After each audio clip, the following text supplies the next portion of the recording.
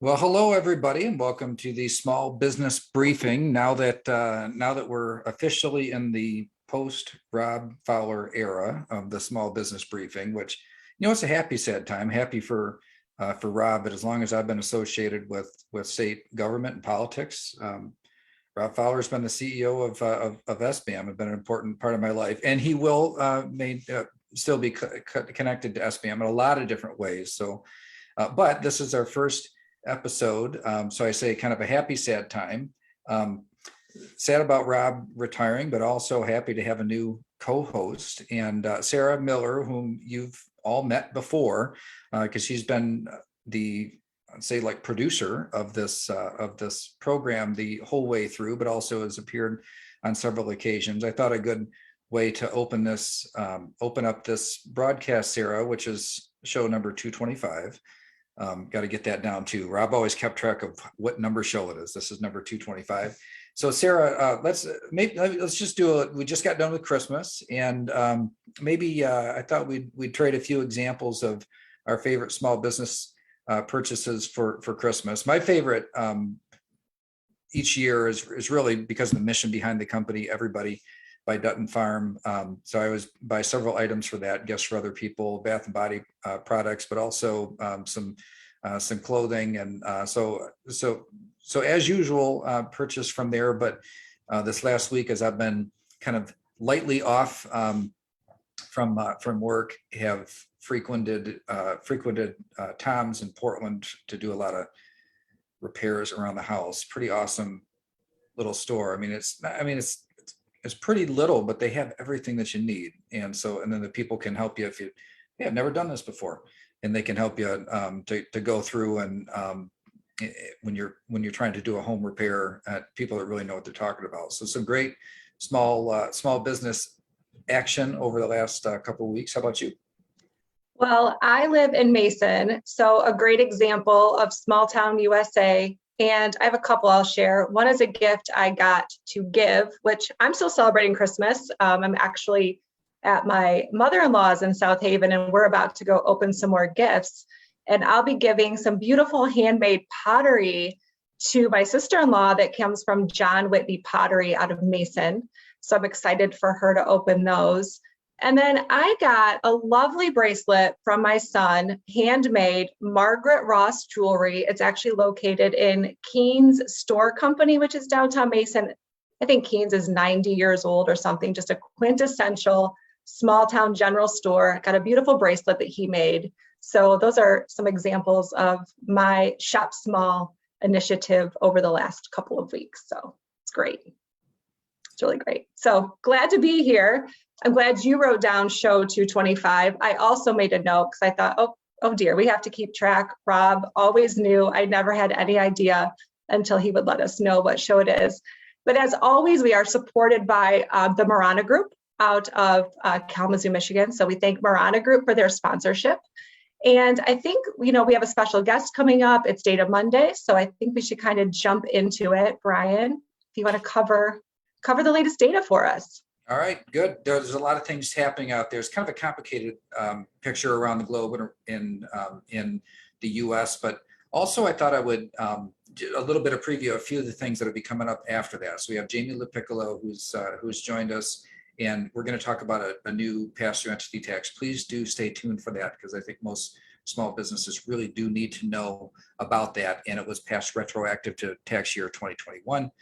So it'll be something you'll want to take a look at in the very, very near future. So taking a look at the data, I started with the heat map, and as you can see, the Michigan is a lot lighter than it looked a couple of weeks ago. And as I'd mentioned, it looked like we'd kind of hit that arc and we're coming down some. But also, I wanted to point out, this area, this band, which is the same band that's been high for a while now, that's only part of the story what's happening in the country. As we see in different areas where the CDC now says that the Omicron variant is about 73% of total cases in the US. That is not the case yet in Michigan, I'm confident. I'll show you why I'm confident that is not the case yet here, but it is the case in several other places. You can tell by just the shape of the line and how it compares to that Great Britain and in South Africa. But take a look down here in Florida. I noticed last time in Florida, Miami-Dade was dark last week, and now this entire tip, which is a lot of the population of Florida, that's one of the reasons why Florida's numbers have jumped up so high. Clearly an Omicron looking increase. Look at some other areas too, like Houston over here in Texas. This is Dallas, the San Diego area and Los Angeles, which are getting darker as well. And then of course this Northeast, which is the highest in the country now. So in a lot of these areas, you really do see that that Omicron has taken hold. We'll talk about a little bit later what we know about that so far. Now we've got Washington D.C. showing up as the top one. Now look at that line. It's pretty much straight up a vertical line.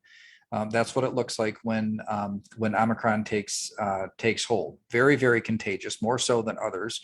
Looks like it's less severe, but yeah, a bigger population being impacted. So it still will impact our hospitalization numbers. I'm fairly confident. But as you look at the Midwest, which is still pretty even, but you see the increase here in the Northeast region of the country. Just looking at a bunch of areas around the country. So you got DC, New York, New Jersey, Puerto Rico, and really now Massachusetts, which is kind of in the early stages, all looking very much like it's, Omicron shaped increases. They go up really quickly. They tend to go up really quickly and come down really quickly as well. So far as we look at examples around the world. Other places like Ohio and Illinois clearly are going up significantly now, but not quite as straight up. And if you look at the hospitalization levels, I think it's pretty clear that in Ohio and also Michigan that Delta is still the variant that we're dealing with. So looking at the country as a whole, you see a pretty big increase. Remember, even though a lot of the country doesn't look dark right now, a lot of the most populated areas are. And so that's why you see that number going up so much. We do see hospitalization starting to rise again as well. Looking at this is for the United States of America. Now looking at Michigan, you'll see Michigan, the data is a little bit dated because, holidays, we never get good data around holidays, but clearly this does not look like an Omicron increase. It's not taken hold here the same way. We'd see that number, we'd see that line shooting straight up. Right now, we are still very much dealing with a Delta, especially in the hospitalization numbers, although those have finally started to come down. If we take a look also in terms of deaths, when hospitalizations got pretty close to their previous peaks, it was only a matter of time before fatalities did. And I just wanted to show stretching out in Michigan the last 90 days and what those look like. So you see that the hospitalization and the infection rates, not as much testing that was done over this holiday period between Thanksgiving and Christmas, and so that you can't tell much from that line. But the hospitalization, I think, is a pretty smooth and predictable line. As long as these actual numbers are below the black line, which is the 7-day average, we know that is still going to continue to come down. But I do fear that we're, based on the fact that Illinois and Ohio have numbers shooting up right now, that Michigan's reprieve might be short-lived. Here's Florida. So I wanted to take a closer look at Florida so you can see what an Omicron wave looks like. It's steeper than the others. So, the waves have been steep in the past, but this one is pretty much a vertical wave. And because that wave is so brand new, you don't see a lot of hospitalizations yet with it. But as you can see, they're starting to rise. And the question is, will they get as high? Looking at information from the and then also here's the deaths continuing to decline, which means that I think it's a good sign. If we look at the UK and we look at South Africa, we can see that the overall impact of this variant is one that comes with less hospitalization for every person who's um, kind of on a per capita comparable basis. But the thing to keep in mind is that even if hospitalization is 50% of with Omicron as compared to Delta, but it's more contagious, so it gets to more of the population. So let's say that we have an experience where we have a wave that gets 150% of the Delta wave height, but it's only 50% serious illness that puts you in the hospital. Then in Michigan, that means instead of hitting 4,000 hospitalizations, it'd be around 3,000 hospitalizations. So just to give you an idea that this is, you're here, it's a good sign that the virus itself appears to be less deadly than before.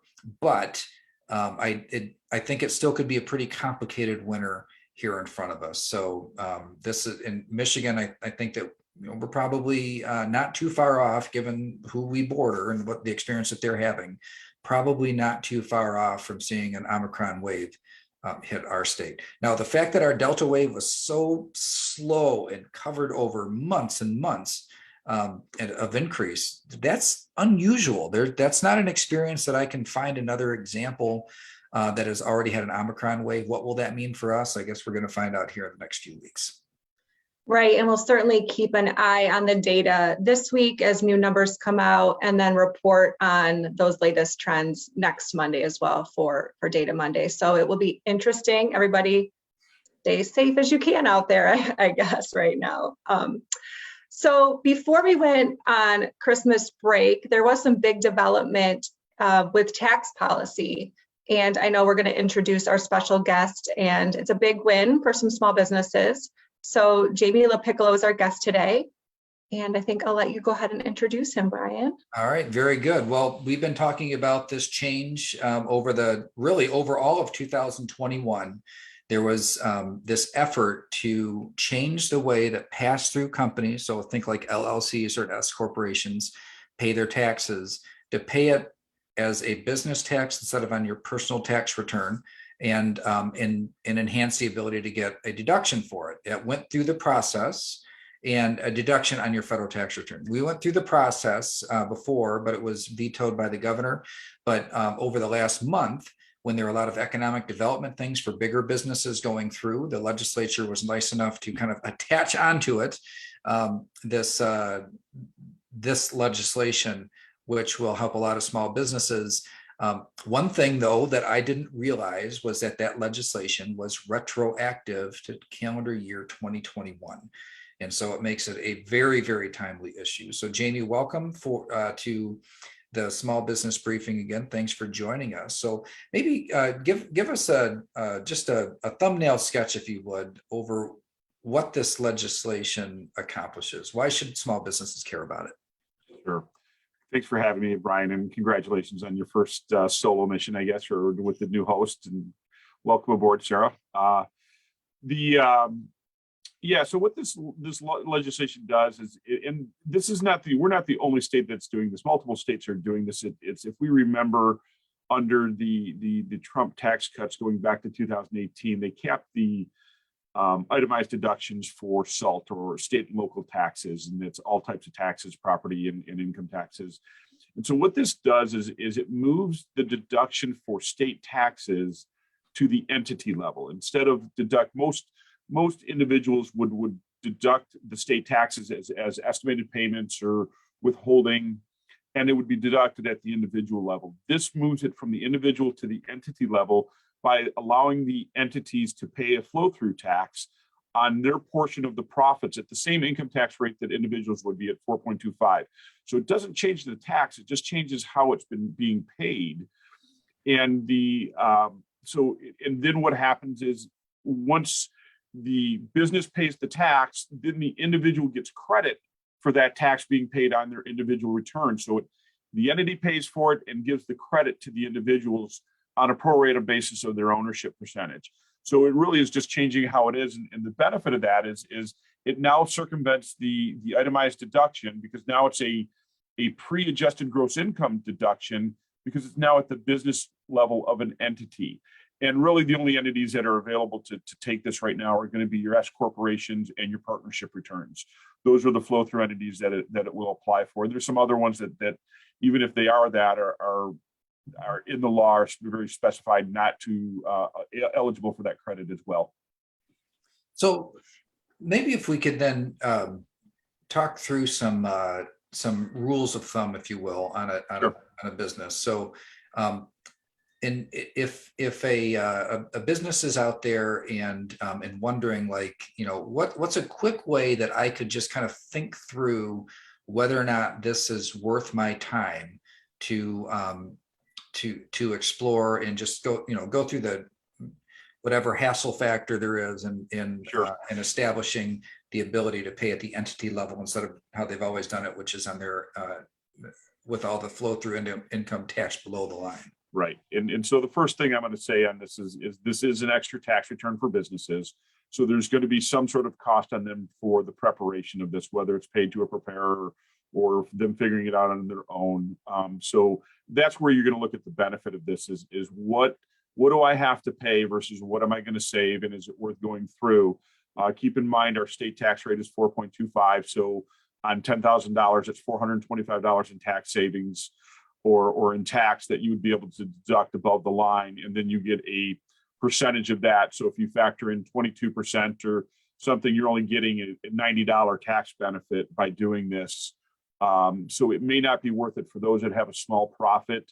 It may be worth it for those that are bigger organizations that do have some sizable profits to go through this year. And it really, it's going to, all businesses should take a look at it to see if it makes sense. But I have a feeling that those with the higher profits are going to probably see the better bang for their buck for their shareholders. And those that have maybe multiple shareholders and again, higher profits. I look at it, we're going to look at from our client base, we're going to look at those that are more high net worth to begin with. The biggest issue that we see with this law is the fact that it's cash basis. So if you want to take advantage of that retroactiveness to 2021, you have to make a payment by December 31st to get that deduction on this year's return, or it falls into next year. So it could be one of those that you have to, again, take a look at where your tax situation is. Maybe you do elect into this, but you can elect into it next year by April and get the deduction next year along with all the other estimated payments. One other factor to consider is most of these business owners that are flow throughs are probably paying some sort of quarterly tax estimates on the business profits as they've gone along already. And this doesn't forgive any of that. And in fact, what you have to do is you have to pay the entire tax that you think is due by December 31st or whenever you make the election. But you also have your quarterly estimates that you paid in already. And so you won't get those back until April. So this becomes a cash flow issue. You have to figure out how much cash you've got available to you if you want to make these payments. And so those are the two things that I'm looking at is just the size of the profit. And if I've got the cash flow, or my clients have got the cash flow to really make these payments and forego some of that excess cash until April.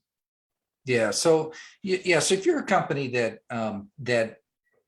or if you're an individual who doesn't itemize today on your federal tax return, in other words, you take the standard deduction, which for a married couple is what, 25 or 26,000 or something, then this extra ability to it might be completely irrelevant to you. Although maybe if the amount of state tax that you pay is large enough, then it might kind of push you over that limit.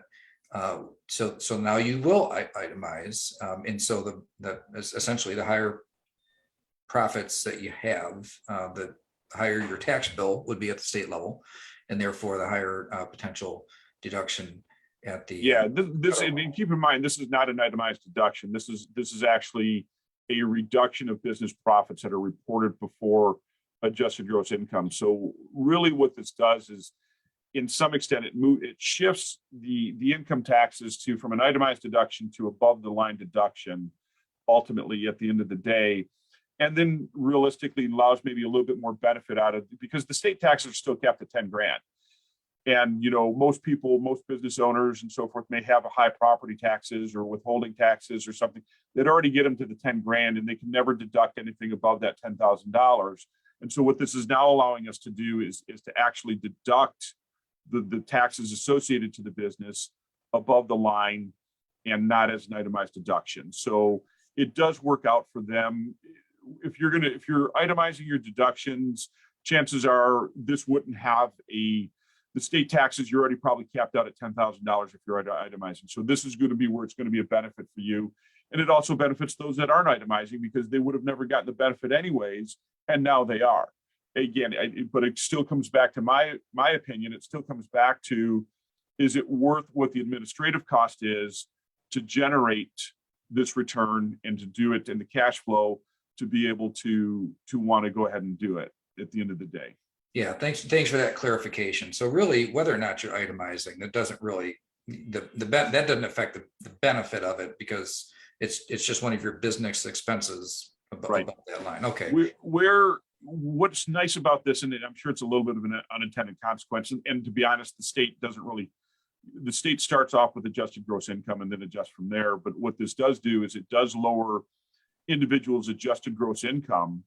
And from that perspective, that's where a lot of things a lot of limitations and a lot of phase outs and things are based upon that itemized or that adjusted gross income or AGI number.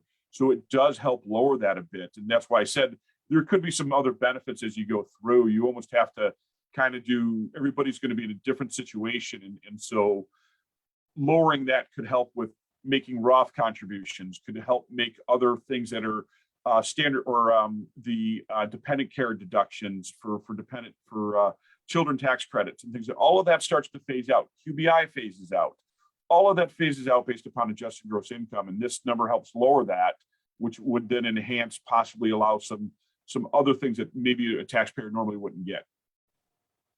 Well, great summary, Jamie. If there's I think probably the moral to the story though is that whoever helps you with preparing your tax returns is really going to need to be involved in some way. Maybe you do it yourself, or maybe you have a tax advisor or somebody on staff, but to really dig into it and find out whether it makes a difference, and keeping in mind that there are other factors than just the business part of it. So as you just mentioned, if you can lower your AGI and you happen to be right on the cusp of being in and out of, say, the child tax credit or something like that, then it could make a bigger difference. And one thing last point that I want to try to get across is they're allowing for these payments to be made before December 31st, but businesses need to understand that if you decide to take advantage of this, by making that payment, you've made the election that you want to now file a flow-through tax, and that election accounts for 2021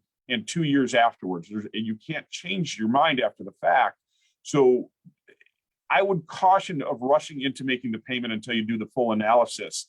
The deductibility of the taxes will still occur in 2022 if you wait to make the election after this. So yes, they've created some urgency to figure out what to do, but all you're doing would be moving the deduction from 21 to 22. So you still get the deduction if you make the election for any taxes that you pay. It's just a matter of what year you want the deduction in. And sometimes it's better to sit back and really do the right analysis before being hasty and making a payment, because that does have consequences for the next 3 years. Yeah. So once you make your election, it's a 3-year election, and they're saying you can do it. The Michigan Treasury Online, MTO. Yep, starting tomorrow. They say starting tomorrow that you can. Or I'm sorry, 29th. Today's 27th, right? So yeah, starting Wednesday. So you can go on and you can make your payment. You don't get credit for the estimated quarterly payments you already made. Those just come back in a refund later on. So there's a cash flow consideration there. But you can get it you can get it on when you file your return this year. But if you decide to wait, doesn't mean you miss it. It just means that next year when you file, you'd be able to go back and get this. Yeah. Okay. So it's and there's a lot of planning involved. I don't think anybody should really hastily run into making these payments this year, unless they're just in a very, very high tax bracket and they don't expect to be next year as well. All right. Well, thanks, Jamie. I really appreciate it. You're welcome, guys. Thanks, Jamie. And we welcome. learned before the show, it's almost your birthday. So happy early birthday. Thank you very much. Thanks for sharing your expertise with us all. All right, guys. You have a good one, and Happy New Year to everybody. Happy New Year.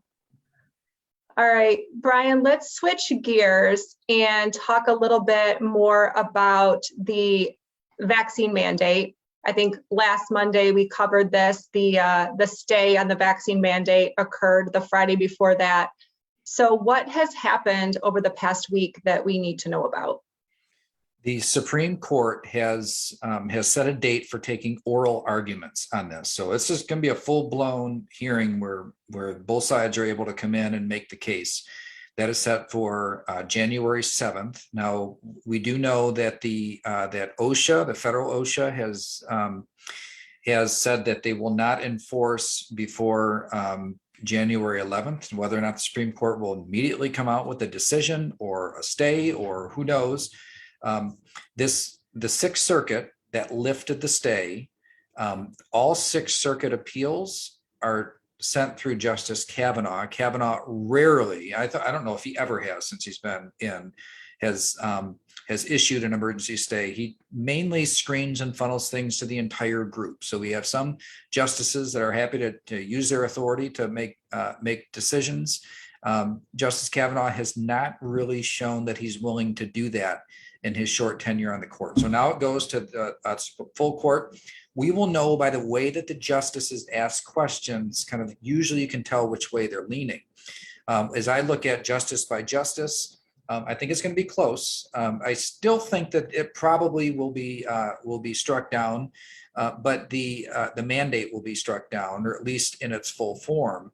But you've got Thomas and Alito and Gorsuch, which I think are givens that they will find in favor of the plaintiffs in this case and against the federal government. I think there's a good chance that Barrett and Kavanaugh, although they're new, that they'll join that for the other three for a majority. I think Justice Roberts tends to be more on the government authority and federal power side of things, and of course the other justices are further left, and I don't think there's any question that they will favor the federal government's position on this. And so it comes down to Barrett and Kavanaugh and how they come down. They're new judges, and by the way that they ask questions on the 7th, I think it'll provide a little bit of insight in terms of at least which way they're leaning, and sometimes they script exactly what they're thinking in the way that they ask the question. So I will be tuned into that. You can rest assured, and we'll cover it when it comes up. In the meantime, we do have on our website, if you'd like to get prepared, a very extensive Q&A on everything that's in this vaccine and testing mandate, and then a link to a template for a policy that any company over 100 employees will have to have in place by January 11th. I doubt they'll do much enforcement anytime soon on this, but that's the new date that they have set for the effectiveness of this mandate. Yeah, I always err on the side of caution, and I think it's better to be prepared than not. So we'll make sure we put the link to that FAQ in the chat here. So, all right. So we talked a little bit about Omicron. I feel like every time, which I tried not to open my phone too much over the holidays, but every time I opened up my phone and looked at the news apps, it was Omicron. And, from everything from flights being canceled to just the rising cases. And then also, you touched on earlier, the severity of it, and maybe it's not that severe. So do you want to dive a little bit deeper into Omicron and let us know kind of what's going on in the world? Well, we do know that it's a disruptor, and it's already causing disruptions in terms of flights. Hundreds of flights every day in the U.S. are getting canceled right now, and it's mainly because they don't have enough staff that's that are in quarantine or COVID positive. And it just shows you this particular variant is very infectious now. Are very contagious. But the out of the UK, we're seeing some indications that it's maybe 50 to 70% less likely to result in hospitalization as compared to the Delta variant. So that's good news. So it's just a matter of it's 50 to 70% less, but of what number? And so how high do case numbers get? Here in Michigan, we're just starting to see numbers sustaining over a couple of weeks, going down in terms of hospitalization, I'm a little bit concerned that that anything that slows down that decline is going to be a big strain on our healthcare system. And keep in mind that the healthcare system itself is staffed by people.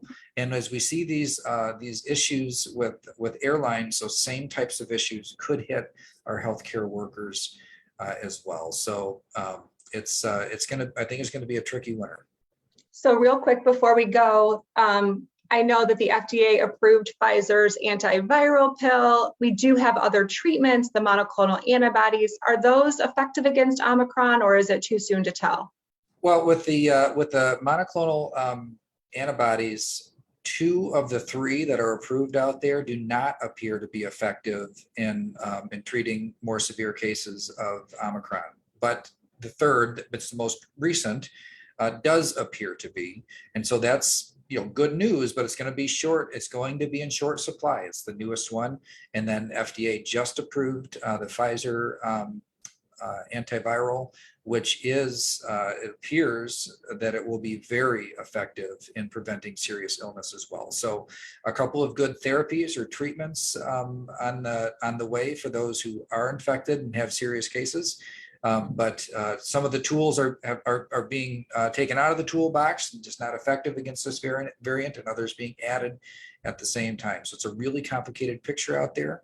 But overall, this, as you look at all of these different trends that are happening, it's going to be a complicated winter, but it really does feel like these factors are moving more toward, we're in the end of this kind of pandemic phase, and really at the beginning of the endemic phase of dealing with COVID. Exactly. Well, thank you all for joining us today. We will not have our show on Thursday, but we'll be back next Monday, January 3rd. So thanks for tuning in. Happy New Year, and Happy New Year, Brian. And we'll see you next week. Happy New Year. See you on Monday.